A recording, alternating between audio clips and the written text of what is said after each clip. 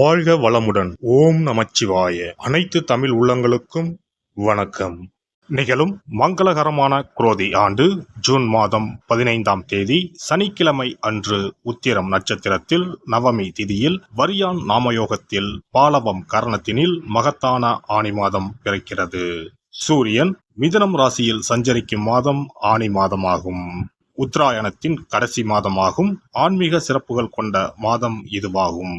இம்மாத கிரகநிலைகள் என எடுத்துக்கொண்டால் மேச ராசியில் செவ்வாய் பகவான் ஆட்சி பலத்துடன் உள்ளார். ரிஷப ராசியில் குரு பகவானும், மிதுன ராசியில் சூரிய பகவானும், சுக்கிர பகவானும், புதன் பகவானும் இணைந்துள்ளனர். கன்னி ராசியில் கேது பகவானும், கும்பராசியில் சனி பகவானும், மீன ராசியில் ராகு பகவானும் உள்ளனர். இம்மாத கிரக பெயர்ச்சி என பார்த்தால் ஆனி மாதம் 15ஆம் தேதி மிதுன ராசியில் ஆட்சி பலம் பெற்ற புதன் பகவான் கடகராசிக்கு பயிற்சியாகிறார். ஆனி மாதம் 16ஆம் தேதி சனி பகவான் வக்கர பயிற்சி அடைகின்றார். ஆனி மாதம் 23ஆம் தேதி சுக்கிர பகவான் கடகராசிக்கும், ஆனி மாதம் 28ஆம் தேதி செவ்வாய் பகவான் மேசராசியில் இருந்து ரிஷபராசிக்கும் பயிற்சி அடைகின்றனர். இந்த கிரக அமைப்பினால் உங்கள் வாழ்வில் இம்மாதம் ஏற்படக்கூடிய மாற்றங்கள் என்னென்ன என்பதனையும், ஏதாவது அசுப பலன் ஏற்பட்டால் ராசிக்காரர்கள் செய்ய வேண்டிய பரிகாரம் என்ன என்பதனை பற்றியும் காண்போம். மகர ராசி அன்பர்களே, இந்த மாதம் மனதில் இருந்த குழப்பங்கள் நீங்கும். தெளிவான முடிவுகளை எடுப்பீர்கள். சாமர்த்தியமாக செயல்பட்டு காரிய வெற்றிகளை காண்பீர்கள். புதிய விஷயங்களை அறிந்து கொள்வதில் ஆர்வம் உண்டாகும். பணவரத்து அதிகரிக்கும். வழக்குகளில் சாதகமான போக்கு காணப்படும். தொழில் வியாபாரம் சிறப்பாக நடக்கும். வியாபாரம் தொடர்பான பயணங்கள் செல்வதன் மூலம் கூடுதல் லாபம் கிடைக்கப் பெறுவீர்கள். தொழிலை விரிவுபடுத்த ஆலோசனைகளை மேற்கொள்வீர்கள். பார்ட்னரிடம் இருந்து வந்த பிரச்சனைகள் அகலும். உத்தியோகத்தில் இருப்பவர்களின் செயல்திறமை வெளிப்படும். அதனால் மேல் அதிகாரிகளின் பாராட்டும் கிடைக்கப் பெறுவீர்கள். வரவேண்டிய பணம் வந்து சேரும். சக ஊழியர்கள் உங்களுக்கு ஆதரவாக இருப்பார்கள். வெளியூர் பயணங்களும் அதனால் ஆதாயமும் உண்டாகும். குடும்பத்தில் சந்தோஷம் உண்டாகும். குடும்பத்தில் இருப்பவர்களால் அதிகப்படி வருமானம் இருக்கும். கணவன் மனைவிக்கு இடையே சுமூகமான உறவு காணப்படும். பிள்ளைகளின் எதிர்கால நலனுக்காக பாடுபடுவீர்கள். தாய் தந்தையரின் உடல்நிலையில் கவனம் தேவை. உறவினர்கள் நண்பர்கள் மூலம் ஆதாயம் கிடைக்கும். பெண்களுக்கு எந்த விஷயத்திலும் தெளிவான முடிவை எடுக்க சிரமப்படுவீர்கள். புதிய விஷயங்களை அறிந்து கொள்ள ஆர்வம் உண்டாகும்.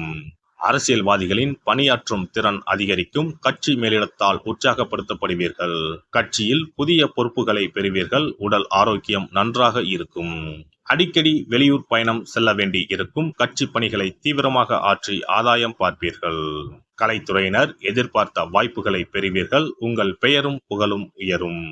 ரசிகர்களோடு கருத்து வேறுபாடுகள் ஏற்பட நிறையவே வாய்ப்புண்டு. ஆனால் அவற்றை வெளிக்காட்டிக் கொள்ளாமல் ரசிகர் மன்றங்களுக்கு பணம் செலவு செய்வீர்கள். மாணவர்களுக்கு கல்வியில் முன்னேற்றம் இருக்கும். அறிவியல் கணித பாடங்களில் கூடுதல் கவனத்துடன் படிப்பது நல்ல மதிப்பெண் பெற உதவும். நட்சத்திர பலன்கள். உத்திராடம் நட்சத்திரம். இந்த மாதம் புதிய நண்பர்கள் கிடைப்பார்கள். சுப நிகழ்ச்சிகள் சம்பந்தமான எல்லா காரியங்களும் வெற்றி பெறும். துன்பங்கள் விலகும். பண தேவை உண்டாகும். அடுத்தவர்களுக்கு உதவி செய்ய போய் அவப்பெயர் உண்டாகலாம். பயணங்கள் மூலம் அலைச்சலை சந்திக்க வேண்டியிருக்கும். திடீர் மனக்குழப்பம் ஏற்படும். திருவோணம் நட்சத்திரம். இந்த மாதம் முக்கிய முடிவு எடுப்பதில் தடுமாற்றம் உண்டாகும். குடும்பத்தில் இருப்பவர்களுடன் அனுசரித்து செல்வது நல்லது. நெருக்கடியான நேரத்தில் உறவினர்கள் மற்றும் நண்பர்கள் உதவி கிடைப்பதில் தாமதம் ஏற்படும். கணவன் மனைவிக்கு இடையே வாக்குவாதங்கள் ஏற்படலாம். பிள்ளைகள் விஷயத்தில் கூடுதல் கவனம் தேவை. அவிட்டம் நட்சத்திரம். இந்த மாதம் நீண்ட நாட்களாக இருந்து வந்த மனக்கசப்பு மறைந்து சந்தோஷம் ஏற்படும். பெற்றோரின் வாழ்வில் மகிழ்ச்சி அதிகரிக்கும். வீட்டில் சுப நிகழ்ச்சிகள் தாமதமானாலும் சிறப்பாக நடக்கும். புதிய வீடு நிலம் வாங்கலாம். பழைய வீட்டை பழுது பார்க்கலாம். பணப்புழக்கம் சரியாக இருக்கும். துர்க்கை அம்மனுக்கு செவ்வாய் வெள்ளிக்கிழமையில் தீபம் ஏற்றி வழிபட எதிர்ப்புகள் விலகும். குடும்பத்தில் அமைதி நிலவும். சிறப்பு தொகுப்பு. கழுத்தை நெரிக்கும் கடன் பிரச்சனையால் கஷ்டப்படுபவர்களுக்கு எளிய பரிகாரங்கள் உள்ளன. ருண ரோக சத்ரு இந்த மூன்றுமே மனிதர்களை வெல்லக்கொள்ளும். அதிலும் கடன் பிரச்சனை கவலையை ஏற்படுத்தி மனிதர்களை கலங்க வைத்துக் கொள்ளும். கடன் பிரச்சனையால் கஷ்டப்படுபவர்களுக்கு எளிய பரிகாரங்கள் உள்ளன. இந்த எளிய பரிகாரங்களை நம்பிக்கையோடு செய்தால் நிச்சயம் பலன் கிடைக்கும். ஒருவரின் ஜாதகத்தில் 6ஆம் இடம் கடன் ஸ்தானத்தை குறிக்கும். கடன் பிரச்சனையால் இன்றைக்கு பலரும் தற்கொலை செய்து கொள்கின்றனர்.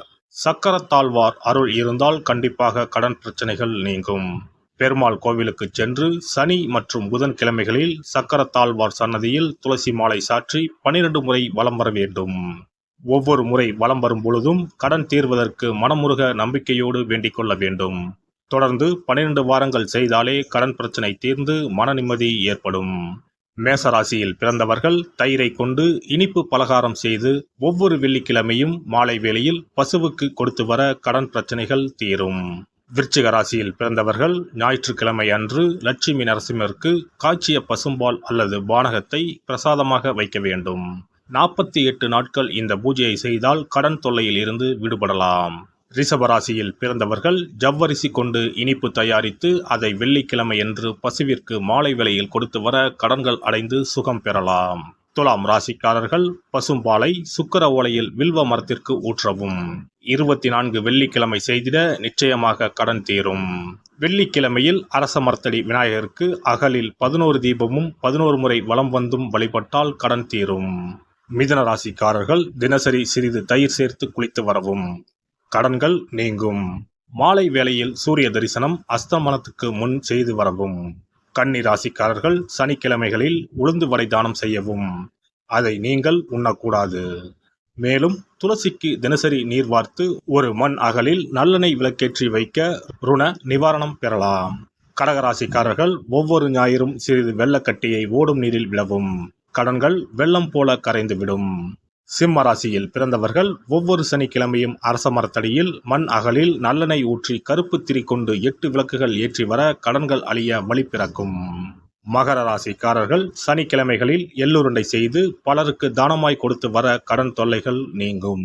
கும்பராசிக்காரர்கள் வியாழன் மாலை 6 மணிக்கு குங்குமப்பூ சேர்த்த பாதாம் கீர் செய்து மகா விஷ்ணுவுக்கு நிவேதனம் செய்து முதலில் தான் அறிந்துவிட்டு பின்பு மற்றவருக்கும் தானமாய் கொடுத்து வர கடன்கள் மலமளவென அடைபடும். தனுசு ராசிக்காரர்கள் செவ்வாய் கிழமைகளில் ஆலய பணிகளுக்கு செங்கல்கள் முடிந்த அளவு வாங்கி கொடுக்க கடன்கள் அடைந்து நிம்மதி பெறலாம். மீன ராசிக்காரர்கள் செவ்வாய்க்கிழமை அன்று மதியமோ இரவோ நோயாளிகளுக்கு சப்பாத்தியை தானமாக கொடுத்து வர கடன்கள் வேகமாக அடைய ஆரம்பிக்கும். குறைந்தது 9 சப்பாத்திகள் கொடுப்பது நல்லது. செவ்வாய் பகவானை மனதார நினைத்துக் கொள்வது நலம் தரும். பௌர்ணமி நாளில் குலதெய்வத்திற்கு படையலிட்டு வழிபடுவது சிறப்பு. குலதெய்வ படம் இல்லாதவர்களும் குலதெய்வம் பற்றி தெரியாதவர்களும் 5 முக குத்துவிளக்கை பூஜை அறையில் ஏற்றி வைத்து படையல் போட்டு கற்பூர ஆரத்தி காட்டி கடன் பிரச்சனை நீங்க மனதார வேண்டிக் கொள்ளலாம். இவ்வாறாக 9 பௌர்ணமிகள் விடாமல் இந்த பரிகாரம் செய்ய கடன் தொல்லைகள் எளிதாக தீர்ந்துவிடும். கடன் தீர்வதற்கான வழிகளும் கிடைக்கும். இந்த பரிகாரத்தை அனைத்து ராசிக்காரர்களும் செய்யலாம்.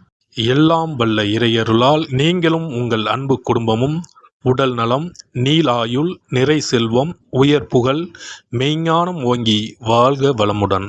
இந்த வீடியோ பதிவு உங்களுக்கு பிடித்திருந்தால் லைக் பண்ணுங்க, கமெண்ட் பண்ணுங்க, ஷேர் பண்ணுங்க, மறக்காம சப்ஸ்கிரைப் பண்ணுங்க, பக்கத்துல இருக்கிற பெல் பட்டனை கிளிக் பண்ணுங்க. நன்றி, வணக்கம். ஓம் நமச்சிவாய. சிவாய நம.